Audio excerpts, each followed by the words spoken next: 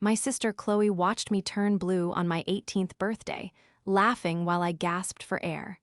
11 years later, she thought she had successfully stolen our parents' entire estate. She didn't realize I had the one thing that could destroy her: a secret recording. Before we begin today's story, we have an urgent announcement. Due to technical issues, this channel is shutting down. But don't worry, the stories continue. Please subscribe to our new channel, Daily Drip Stories. You can find the link in the video description, the pinned comment, and the collaboration tag on this video. Make sure to switch over now so you don't miss out. Thank you for your support. Now back to the story. The nebulizer hummed on the coffee table, a rhythmic, mechanical sound that usually brought me comfort. Tonight, it just sounded like a countdown. I sat on the edge of my sofa, my chest tight, not from asthma this time, but from the crushing weight of the phone call I had just ended. My hands were shaking so badly I had to set my tea down on the coaster, lest I spill it all over the rug Nathan and I had bought last weekend. "Mila," Nathan's voice was soft, coming from the hallway. He walked in, still wearing his work boots, his face etched with immediate concern the moment he saw me. "Babe, what is it? Is it your chest again? Do we need to go to the ER?" He was already moving toward the emergency bag we kept by the door. His instincts honed by 3 years of living with someone whose lungs occasionally decided to go on strike. "No," I managed to wheeze out, though the restriction in my airway was purely psychosomatic this time. "It's not me, it's Dad, it's Aaron." Nathan froze, dropping his hand from the bag. He walked over and kneeled in front of me, taking my cold hands in his warm, rough ones.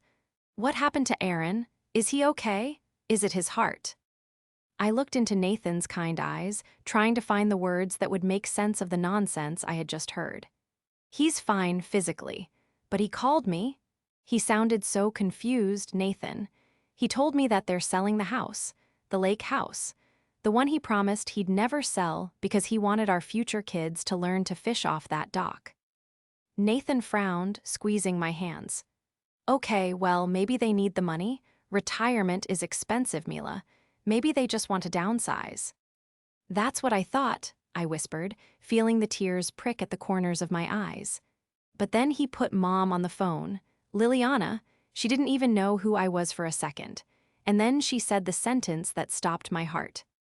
I took a shaky breath, the memory of her frail voice echoing in my ears. She said, "Chloe says it's for the best. Chloe says we don't need to worry about money anymore because she's going to take care of everything. We just had to sign the papers." Nathan's expression darkened instantly. He knew the history, he knew the scars. "Chloe, your sister hasn't visited them in 6 months. What is she doing there?" "She's moving them," I said, my voice hardening as the shock began to curdle into a cold, sharp rage. "She's moving them into a managed care facility that she picked out, and she's taking power of attorney. Today, they signed it today." The silence in our living room was deafening. I looked at the nebulizer, the machine that helped me breathe, and suddenly I felt suffocated by the irony. My sister, the woman who once watched me nearly die and called it a performance, was now in charge of the 2 people who meant the most to me in the world. "She's not doing this to help them," I said, standing up, my legs trembling but holding. "She's doing this to bury them, and she's going to take every dime they have while they rot in some home." "Mila," Nathan stood up with me, steadying me by the shoulders. "If they signed it, legally." "I don't care about legally," I snapped, pulling away and grabbing my coat. "I know who she is, I know what she is. This isn't a transition of care, Nathan. It's a hostile takeover." I grabbed my keys, my heart pounding a frantic rhythm against my ribs. The betrayal wasn't just that she was taking the money. It was that she was exploiting their vulnerability, their age, and their trust. It was a violation worse than any physical diagnosis I had ever received. "I'm going over there," I declared. "I'm driving," Nathan said firmly, grabbing the keys from my hand. "You're in no state to drive, and if Chloe is there, you're going to need a witness." He was right, I needed a witness. Because if I knew my sister, the performance was just beginning. The drive to my parents' house usually took 40 minutes. Nathan made it in 25. Rain had started to fall, slicking the streets with a greasy sheen that reflected the streetlights like distorted stars. I stared out the window, watching the familiar landmarks of my childhood blur past. The park where Aaron taught me to ride a bike. The ice cream shop where Yana used to take me after my respiratory therapy sessions. Every mile closer we got, the knot in my stomach tightened. I tried calling the house phone again. No answer. I tried Aaron's cell. Straight to voicemail. I tried Liliana's cell. It rang and rang until the automated operator told me the mailbox was full. "She's cut the lines," I muttered, gripping my phone until my knuckles turned white. "She's isolating them." "We don't know that yet," Nathan said, though his grip on the steering wheel was white-knuckled too. "Maybe they're just busy packing." "Mom doesn't pack without calling me 3 times to ask about bubble wrap," I countered. "She hasn't called me in a week. I thought she was just busy with the garden. I didn't realize she was being handled." We pulled into the driveway of the sprawling Victorian house that my father had spent 30 years restoring. It was dark. Too dark. Usually, the porch light was a beacon, a warm yellow welcome. Tonight, the house looked like a skull, the windows dark, empty sockets staring out at the street. But there was one light, a harsh, bright light coming from the study. And there, parked right in the center of the driveway, blocking the garage, was a brand-new, pearl-white luxury SUV. "That's her," I hissed. "That's a $100,000 car, Nathan." Last time I spoke to her, she was between opportunities and borrowing money from Dad for rent. We got out of the car, the rain plastering my hair to my forehead instantly. I didn't care. I marched up the steps, Nathan a solid shadow at my back. I didn't bother knocking. I still had my key. I shoved the key into the lock and twisted. It didn't turn. I frowned, jiggling it. Nothing. I tried again, pushing harder. The key wouldn't budge. "She changed the locks," I whispered, stepping back, the rain mingling with the tears of frustration on my face. "She changed the locks on my childhood home." I pounded on the door. "Dad's mom, it's Mila. Open the door." Nothing. Then the curtain in the study window twitched. A silhouette appeared. It wasn't my father's stooped posture or my mother's gentle frame. It was a sharp, angular silhouette. The front door opened, but only a crack, held by a security chain I didn't remember installing. Chloe's face appeared in the gap. She looked immaculate. Even at 8:00 p.m. on a rainy Tuesday, her makeup was flawless, her blonde hair coiffed into a perfect bob, a cashmere sweater draped over her shoulders. She looked like she belonged on a magazine cover, not in the doorway of a house she was stealing. "Mila," she said, her voice dripping with a sickly sweet condescension. "You're making a scene. The neighbors will talk." "Let me in, Chloe," I demanded, pushing against the door. It didn't budge. "I want to see Mom and Dad." "They're sleeping," she lied smoothly. "It's been an emotional day, big changes. They're exhausted." "I know what you did," I said, my voice trembling with rage. "I know about the power of attorney. I know about the house. You can't just do this." Chloe sighed, a sound of exaggerated patience. "I didn't do anything, Mila. Mom and Dad realized they needed help. Real help. Not just, whatever it is you do. They needed someone with vision to manage their assets. Someone who can ensure their legacy is protected." "Protected?" I scoffed. "You mean liquidated. Let me speak to them, Chloe, now." "I can't do that," she said, her eyes cold and hard as flint. "I have medical directives now, Mila. I decide who sees them. And right now, seeing you, well, it's just too stressful for them. You know how you get. All the wheezing and the drama. We don't want to give Dad a heart attack, do we?" "Drama?" Nathan stepped forward, his voice low and dangerous. "She's their daughter, Chloe. Open the door." Chloe looked at Nathan as if he were a smudge on her designer boots. "And you are trespassing. Leave the property, or I'll call the police. I have the paperwork right here." She tapped a folder she was holding against the doorframe. "It's all legal. Signed, sealed, and delivered." She began to close the door. "This isn't over," I screamed, the rain soaking into my bones. I'm going to get a lawyer.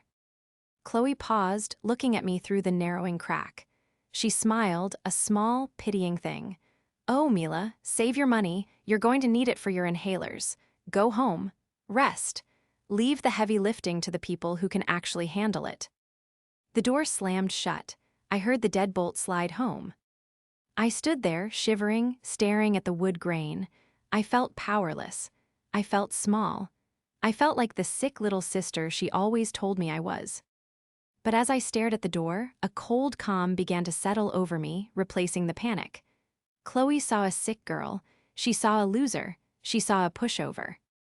But she had forgotten one crucial thing. She thought I was just a forensic accountant, a glorified bookkeeper. She didn't realize that my entire career was built on hunting down people exactly like her. She saw numbers as money. I saw numbers as trails of evidence. She had changed the locks, but she hadn't wiped the digital footprint.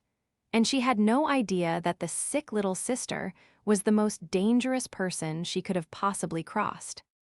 To understand why the sight of my sister's face made my blood run cold, you have to go back 11 years.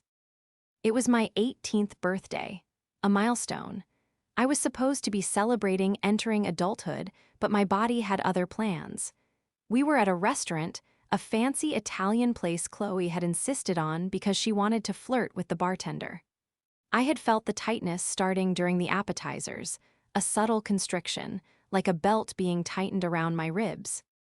I reached for my purse for my rescue inhaler, but it wasn't there. I panicked. I checked under the table, checked my pockets. Nothing. Chloe, I had gasped, clutching the tablecloth. My inhaler, it's gone. I need hospital. Chloe, then 20, had rolled her eyes so hard I thought they'd get stuck. She didn't call for help. She didn't alert our parents, who were in the restroom. She just took a sip of her wine and looked at me with pure disgust. Oh my God, Mila, stop it, she hissed. You are such a drama queen. It's my night to have fun, and you have to make it about you. You're always ruining everything. I slid off the chair, my vision tunneling. I was on the floor, clawing at the carpet, my lungs burning, desperate for a single molecule of oxygen. People were starting to stare. Chloe leaned down. I thought finally she was going to help. Instead, she whispered, "Look at you. You're pathetic, a total loser. Just stop breathing so loud, you're embarrassing me." I blacked out to the sound of her, checking her reflection in her spoon. I woke up in the ICU 2 days later. My parents told me a kind waiter had called 911. Chloe had told them she didn't realize it was serious. They believed her. They always believed her. She was the golden child, beautiful, charismatic, ambitious. I was the sickly one, the burden, the one who needed extra care and drained the college fund with medical bills. That dynamic never changed. I spent my 20s proving I wasn't broken. I studied while other people partied. I graduated top of my class. I became a forensic accountant because I liked the certainty of math. Numbers didn't lie. Numbers didn't gasp for air. Numbers didn't pretend to love you while watching you die. While I built a career uncovering corporate embezzlement and hidden assets in divorce cases, Chloe built a facade. She launched the Chloe Foundation. It was supposed to be a charity for underprivileged children in the arts. In reality, it was a tax shelter and a social ladder. I had watched from a distance as she threw galas, wore designer gowns, and posted photos with minor celebrities. She never had a real job, yet she always had money. "She's just good at networking," Dad Aaron would say, beaming with pride whenever she made the local paper's society page.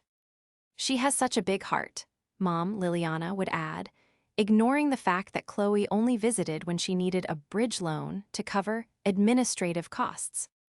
Now, sitting in my kitchen with Nathan the morning after the lockout, I pored over the few public records I could access about her foundation. "Look at this," I said, pointing at my laptop screen. Nathan leaned over my shoulder, placing a comforting hand on my back. "What am I looking at?" "Her filed expenses," I explained, circling a figure. "She claims she spent $80,000 on venue rental for her spring gala. I know the venue she used. It costs 10 grand max, and here, consulting fees paid to a shell company in Delaware. 50 grand. She's skimming, Nathan said, recognizing the pattern. She's not just skimming, she's hemorrhaging money, I corrected. Her lifestyle costs way more than what she's stealing from the charity. She's in debt, Nathan, deep debt. That's why she went after Mom and Dad. So she's desperate, Nathan said. And dangerous, I added. Just then, my phone buzzed. It was a text from an unknown number. Stay away from the house. Dad is very upset with your behavior last night. He doesn't want to see you until you apologize to me. Chloe. I stared at the screen. She was gatekeeping my own father. She was controlling the narrative. She thinks she's won, I whispered. She thinks because she has the power of attorney document, she's untouchable. I stood up, closing the laptop with a snap.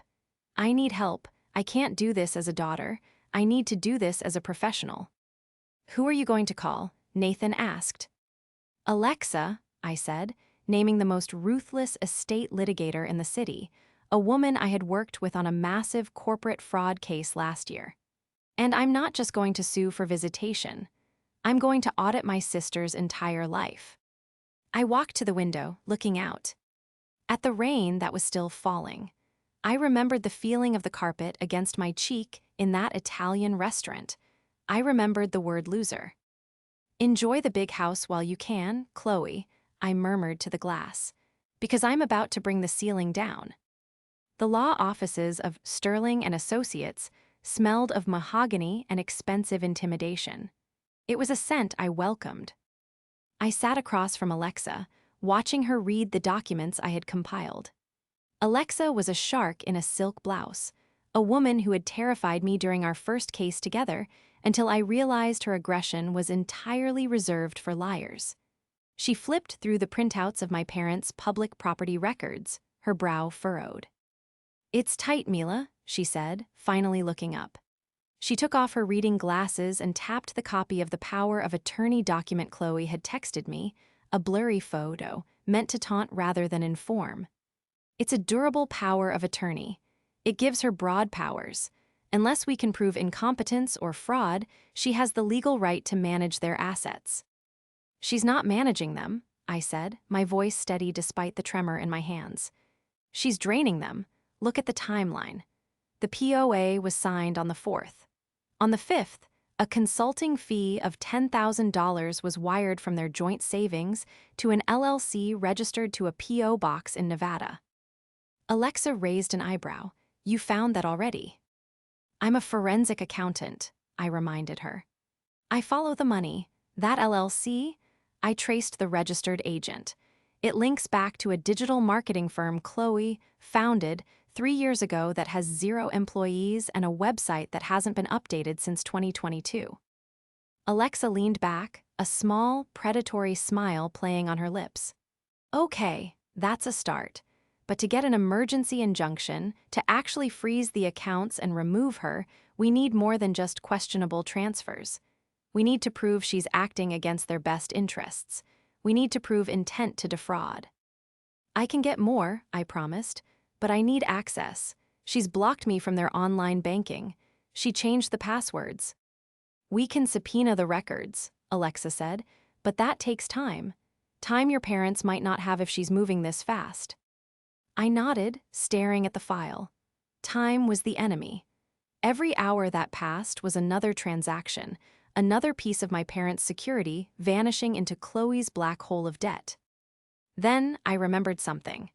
A small, seemingly insignificant detail from 3 Christmases ago. The recovery email, I whispered. What? My dad, I said, a spark of hope igniting in my chest. He's terrible with passwords. He writes them in a little black book, but he always loses the book. So, years ago, when I set up his main Google account, the one connected to everything, his email, his drive, his bank verifications, I set myself as the recovery contact. I made my phone number the 2FA backup. Alexa's smile widened. And if you reset the password? I can get into his email, I finished. And if I'm in his email, I can reset the bank passwords. I can see the statements.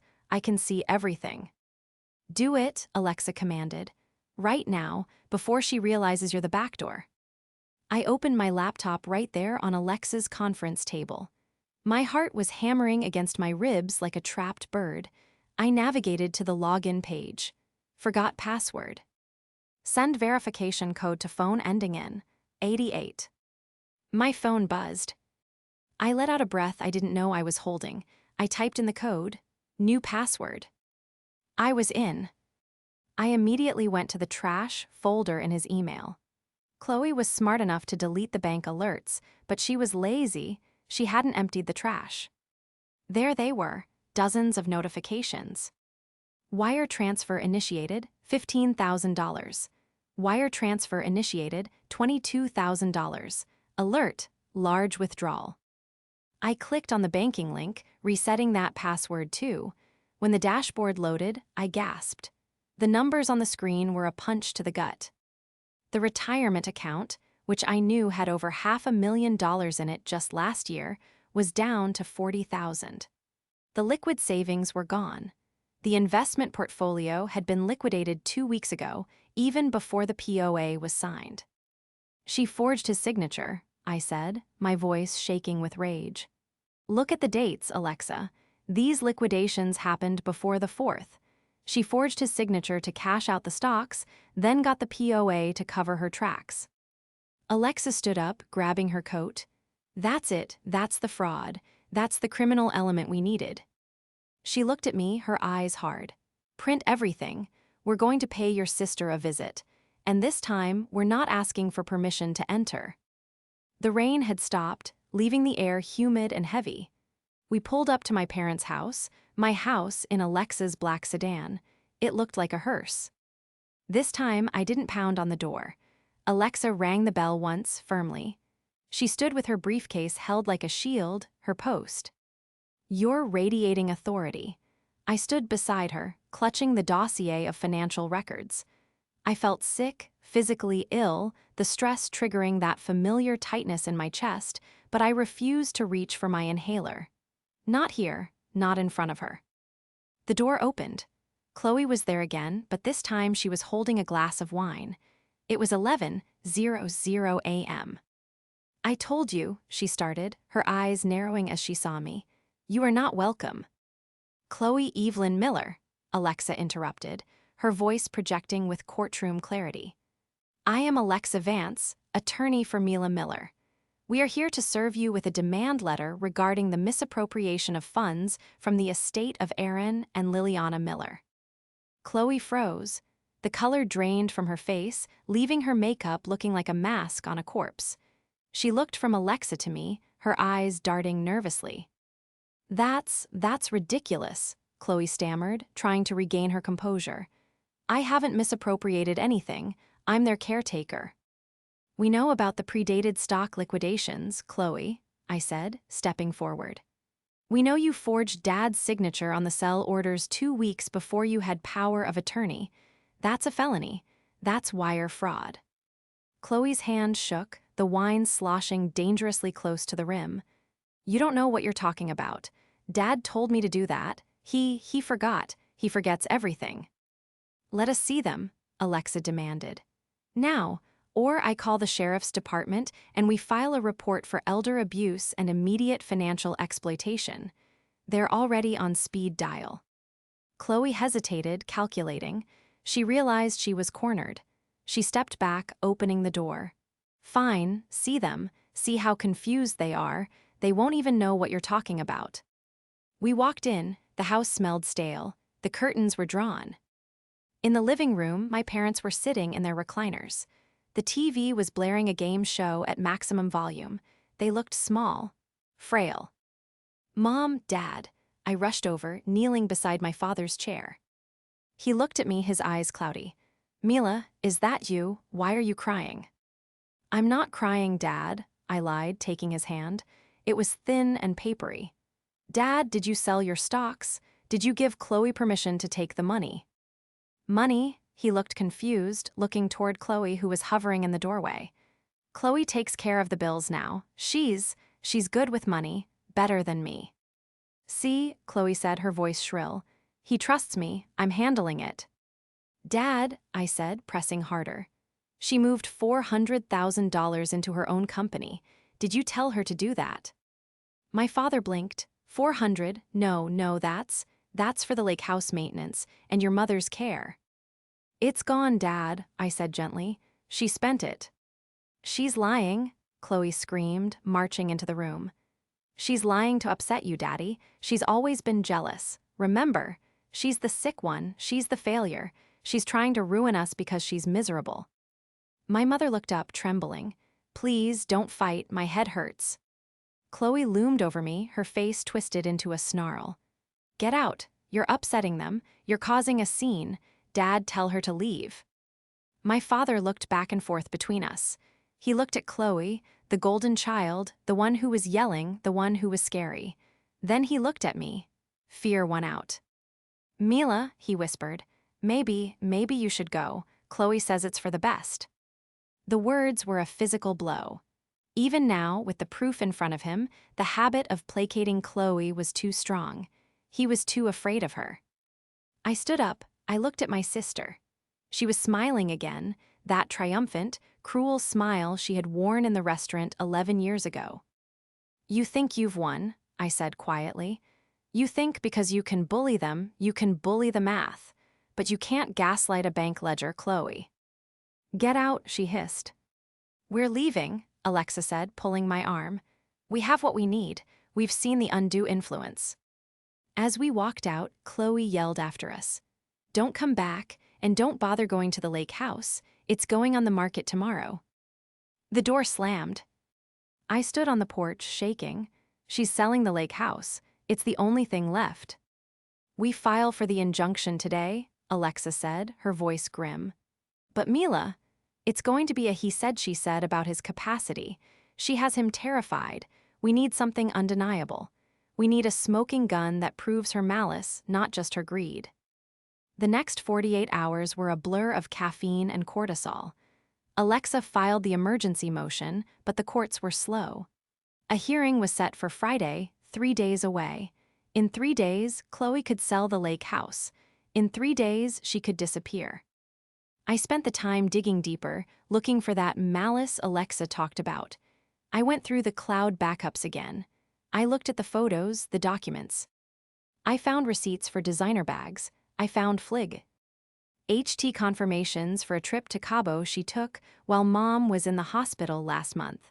It was all damning, but it was all circumstantial. A defense attorney could argue these were gifts approved by a generous father. I needed her voice. I needed her intent. I was clicking through the device list on my father's Google account, trying to see if there were any other linked devices I could pull data from.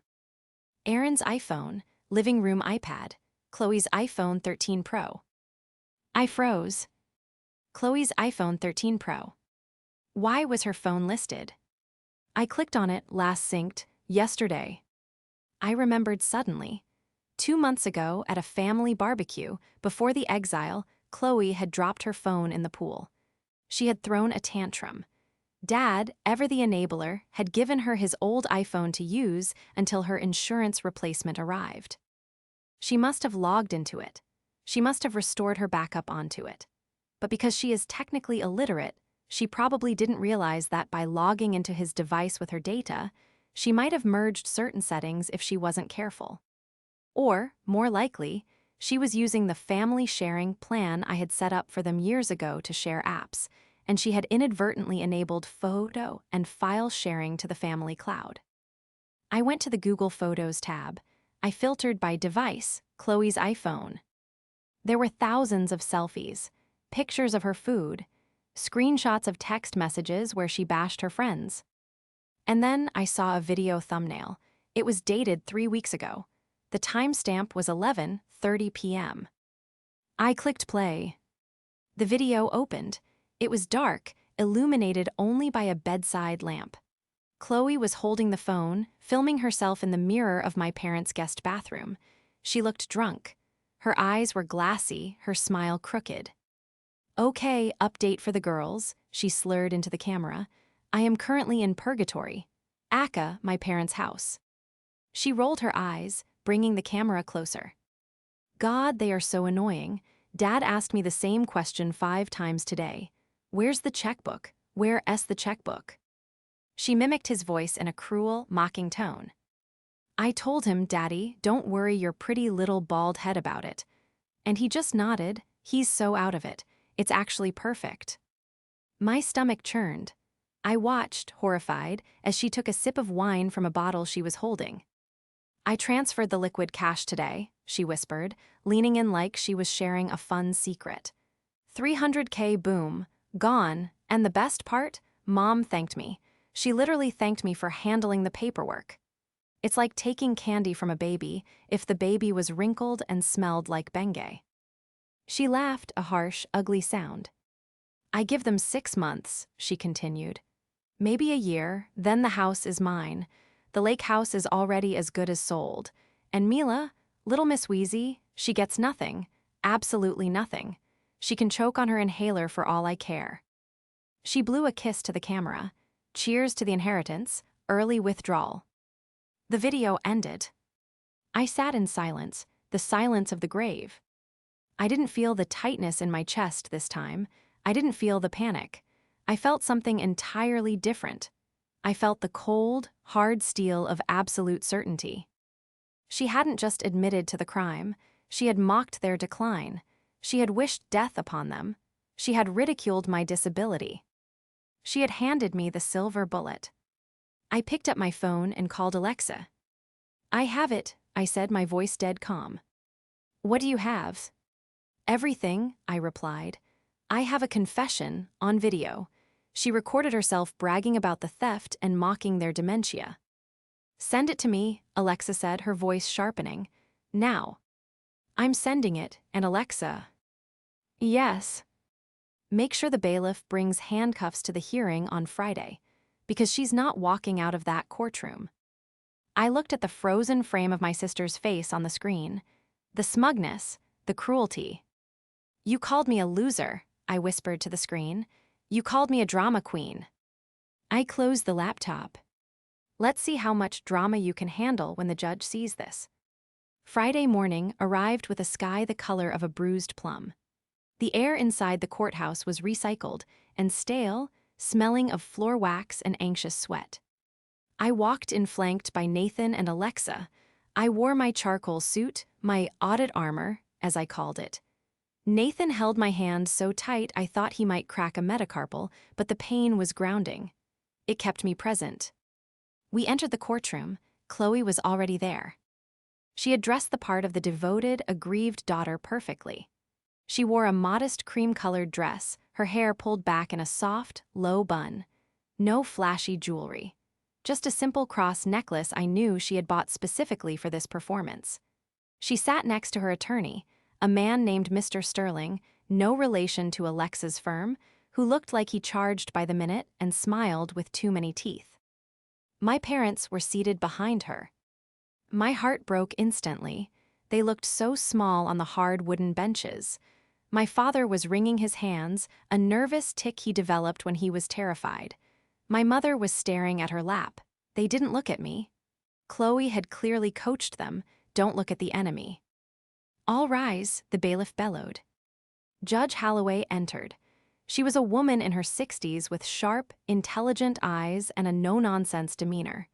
She took her seat, adjusted her glasses, and looked down at the docket. Estate of Miller versus Miller, she read. Motion for emergency injunction and removal of power of attorney. Let's proceed. Chloe's lawyer stood up first. He was smooth. Your Honor, he began, pacing in front of the bench. This case is a tragic example of sibling rivalry gone wrong. My client, Chloe Miller, stepped up when her parents' health began to decline. She has sacrificed her career, her social life, and her personal finances to care for Aaron and Liliana. Now, her estranged sister, who has been absent for months, sweeps in with wild accusations because she is afraid of losing her inheritance. He gestured to me with a dismissive hand. This isn't about protection, Your Honor. This is about greed. The petitioner sees her parents' assets being used for their care, and she wants to stop the bleeding of her future windfall. I felt the heat rise in my cheeks, but I kept my face stone cold. Let him talk, Alexa had said. Let him dig the hole. Then it was Chloe's turn to take the stand. She was magnificent in a horrific way. She cried on cue. She dabbed her eyes with a tissue. I love them so much, she sobbed, her voice trembling. It's so hard seeing them fade away. Dad forgets things. He forgets he told me to sell the stocks. He gets confused. I just wanted to simplify things for them. I moved the money to a secure holding account to protect it from scammers. And now Mila is dragging us through this. She looked at me then, her eyes wet with tears, but behind the waterworks there was that same glint of steel. You lose, her eyes said. They believe me. Judge Holloway looked sympathetic. Ms. Miller, did you explain these transfers to your parents? I tried, Your Honor, Chloe said, her voice dropping to a whisper. But with their dementia, it's hard. I just wanted them safe. Cross-examination, the judge asked. Alexa stood up. She didn't pace. She stood rooted to the floor, a monolith of black wool and justice. Ms. Miller, Alexa began, her voice conversational. You claim you moved the funds to a secure holding account. Yes, Chloe said, sniffing. Is that secure account the business account for Chloe Creative LLC? It's an administrative vehicle, Chloe hedged. And the $80,000 spent from that account on travel and entertainment in the last 6 weeks, was that for your parents' benefit? Chloe stiffened. I have to travel for meetings, to manage their estate. I had to meet with specialists.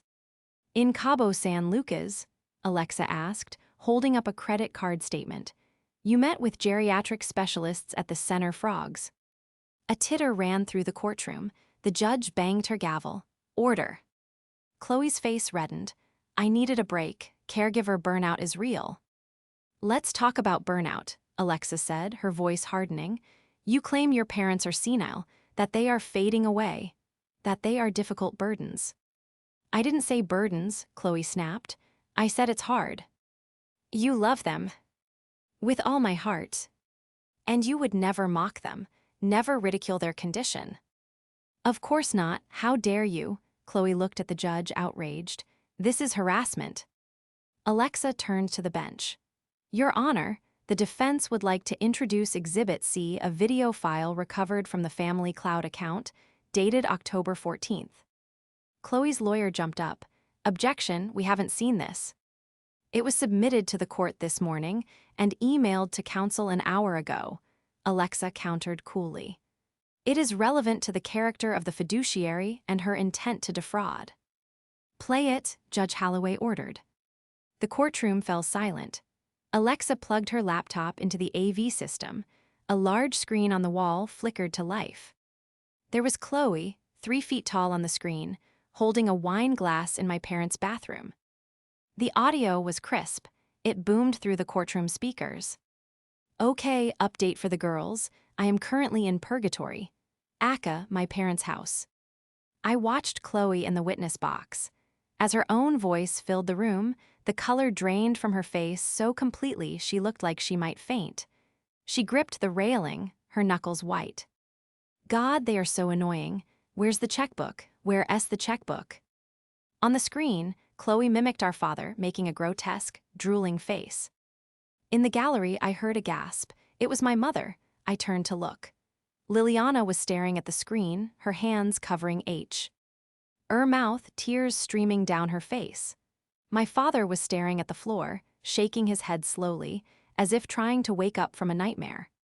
I told him, Daddy, don't worry your pretty little bald head about it. And he just nodded, he's so out of it. Chloe on the stand closed her eyes. She knew it was over. I transferred the liquid cash today. $300K, boom. Gone. It's like taking candy from a baby if the baby was wrinkled and smelled like Bengay. The judge's face went from neutral to furious. She glared at the screen, then at Chloe. And Mila, little Miss Wheezy, she gets nothing, absolutely nothing. She can choke on her inhaler for all I care. The video froze on Chloe blowing a kiss. The silence that followed was heavier than lead. It was a suffocating, physical weight. Ms. Miller, Judge Holloway said, her voice ice cold. Do you have an explanation for this? Chloe stuttered. It was a joke, a vent. I was venting to friends. It's out of context. I didn't mean it. You didn't mean it? Alexa asked, stepping closer to the stand. You didn't mean the part about the $300,000, because the bank records match your joke exactly to the day. Chloe looked at her lawyer. He was staring at his papers, refusing to make eye contact. He knew a sinking ship when he saw one. And the comment about your sister, Alexa pressed, choke on her inhaler, is that the love you spoke of? She's a drama queen, Chloe screamed, cracking under the pressure. The mask fell away completely, revealing the ugly, twisted thing underneath. She's always been the victim. I deserved that money. I dealt with them. I listened to their boring stories. I earned it. You earned it, the judge interrupted, her voice booming. By stealing from the vulnerable people you swore to protect. They don't need it, Chloe yelled, standing up, gesturing wildly at our parents. Look at them. They're useless. They're just sitting there waiting to die. Why should they keep it when I can actually use it? My father stood up. It was a slow, painful movement. His arthritis was bad, but he stood up. Dad, Chloe froze. Aaron Miller, the man who had always been gentle, who had always excused her behavior, who had given her everything, looked at his golden child. His eyes weren't cloudy anymore. They were clear, and they were broken. We aren't useless, Chloe, he said, his voice shaking but audible in the silent room. And we aren't senile. We just trusted you, because you're our daughter. He took a deep breath, reaching out to hold my mother's hand. But you're not the daughter we thought you were. Daddy, please, Chloe whimpered, realizing she had gone too far. I was just stressed. I love you. No, my mother whispered, her voice trembling with a sorrow so deep it hurt to hear. You don't love us. You love what we can give you. Judge Holloway slammed the gavel down. It sounded like a gunshot. I have heard enough, she declared. The motion for removal of power of attorney is granted immediately. The emergency injunction is granted.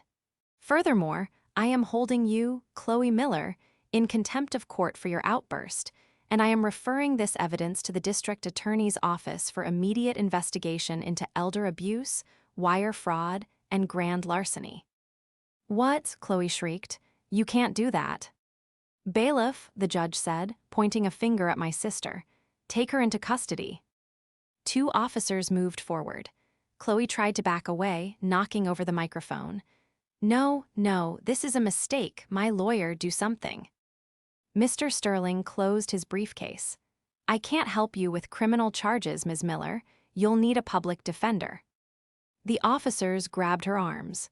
As they clicked the handcuffs onto her wrists, the same wrists that had worn a diamond tennis bracelet bought with my father's retirement fund, she looked at me. Her eyes were wild, full of hate. You did this. You ruined everything, you little loser. I stood up. I walked to the railing of the gallery, just a few feet from where they were dragging her away. I took a deep breath. My lungs were clear. My chest was open. I'm not a loser, Chloe, I said, my voice steady and strong. And I'm not a victim. I'm the forensic accountant who just audited your life. I leaned in closer. Enjoy your cell, sister. She screamed something unintelligible as they dragged her through the side door, her cries echoing in the hallway until the heavy wood slammed shut, cutting her off. Silence returned to the courtroom, but this time it wasn't heavy. It was the silence of a storm that had finally passed. The fallout was swift and brutal. With the video evidence and the bank records I had compiled, the district attorney didn't hesitate. Chloe was charged with 4 counts of wire fraud, 2 counts of elder abuse, and 1 count of identity theft, because the amount stolen exceeded $500,000. She was looking at a minimum of 8 years in prison. She tried to get bail, but the judge, having seen the video where she talked about fleeing to Cabo, deemed her a flight risk. She awaited her trial in the county jail, wearing an orange jumpsuit that clashed horribly with her complexion. But the legal victory was only half the battle. The other half was healing the wound she had left in our family.